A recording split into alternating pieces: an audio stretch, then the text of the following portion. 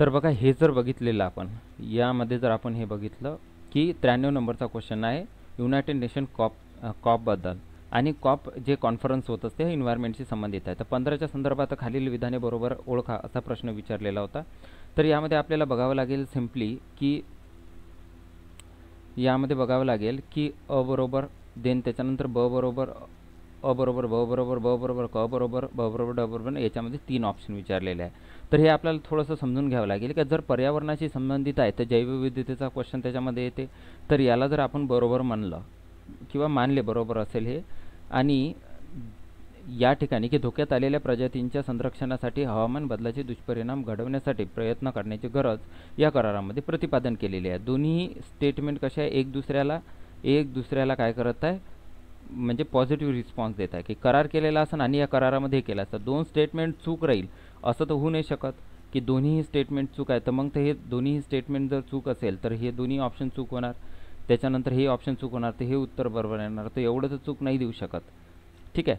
तर आपल्याला या ठिकाणी थोडंसं बघावं लागेल कारण इन्व्हायरमेंटशी संबंधित आहे आणि इन्व्हायरमेंटचे दोन्ही क्वेश्चन चूक देईल असं होऊ नाही शकत.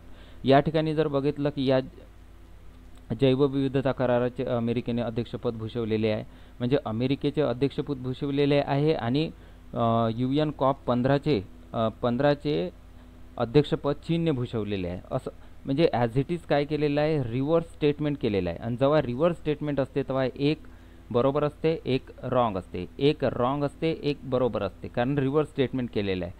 तर या ठिकाणी आपल्याला समजून घ्यावं लागेल का एक बरोबर असेल एक रॉंग असेल. आता जर आपण या दोन स्टेटमेंटला राईट समजलं तर कोणतं बरोबर असेल आणि कोणतं चूक असेल ॲक्युरेट कसं जायचं. ठीक आहे, ॲक्युरेट आपण जायचं कसं कारण असा ऑप्शन आपल्याकडे अवेलेबल आहे. बट या ठिकाणी बघा अमेरिका खूप फेमस आहे तर प्रत्येक कराराच्या ठिकाणी कोणी जर एखादं अध्यक्षपद केलं तर सर्वांना वाटते की अमेरिकाच ते असेल. बट असं नाही होऊ शकत की अमेरिकाच त्या ठिकाणी असेल, दुसराही देश राहू शकते आणि चीन राहील असं कोणाला वाटत नाही म्हणून चीन हे आपलं करेक्ट राहू शकते आणि तसा ऑप्शनसुद्धा ऑप्शनमध्ये आहे. तर काय करायचं याला क्लिक करू शकता तुम्ही आणि हेच तुमचं ॲन्सर राहील. तर एलिमिनेशनच्या मेथडने तुम्ही कमीत कमी 50% पर्यंतसुद्धा काय करू शकता ॲन्सरपर्यंत तुमच्या जाऊ शकता. त्याने तुम्हाला हेल्प होऊ शकते. जर एक्स्ट्रीम लेवलचं एखादं स्टेटमेंट असेल तर त्याला तसंच एक कॅन्सल करा आणि त्याच्यामधून पुढे जा. प्रत्येकच वेळेस नॉलेज अप्लाय करणं हे शक्य नसते कारण नॉलेज कोणतीही एक्झाम हे पूर्णतः नॉलेजवर नसते तर ती काही एलिमिनेशनवर सुद्धा असते. बघा एक थोडंसा या ठिकाणी 92 नंबरचा क्वेश्चन आलेला होता 2023च्या MPSCमध्ये. या ठिकाणी काय म्हणते की तुर्की या देशातील भूकंपग्रस्तांना मदतीसाठी भारताने कोणते मिशन राबवले.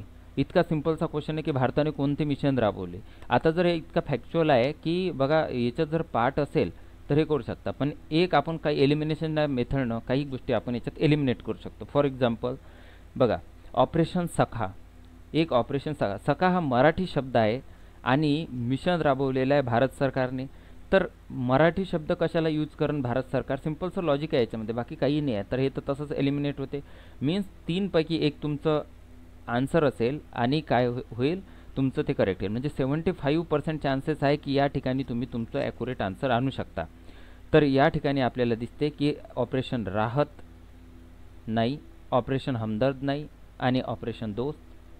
ठीक आहे, तर हेच तुमचं काय होतं ऑप्शन होतं. दुसरी गोष्ट बघा सखा आणि दोस्त काय होते एकदम सिमिलर आहे. तर याच्यापैकी दोनपैकी एक ॲन्सर असायला पाहिजे होतं. तर हे तुमचं काय ॲन्सर आहे. तर एलिमिनेशनच्या मेथडने तुम्ही काय करू शकता एलिमिनेशन मेथडचा यूज करून तुम्ही तुमच्या ॲन्सरपर्यंत या शेवटच्या दिवसामध्ये नुसतं अभ्यासानं नाही तर एलिमिनेशनचा वापर करून सुद्धा तुम्ही पोहोचण्याचा प्रयत्न करू शकता आणि तुम्ही पोहोचू शकता आणि पोहोचायलाच पाहिजे.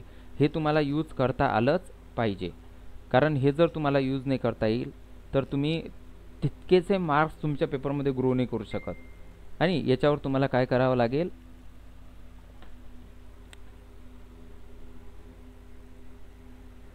याच्यामध्ये तुम्ही ग्रो करू शकता.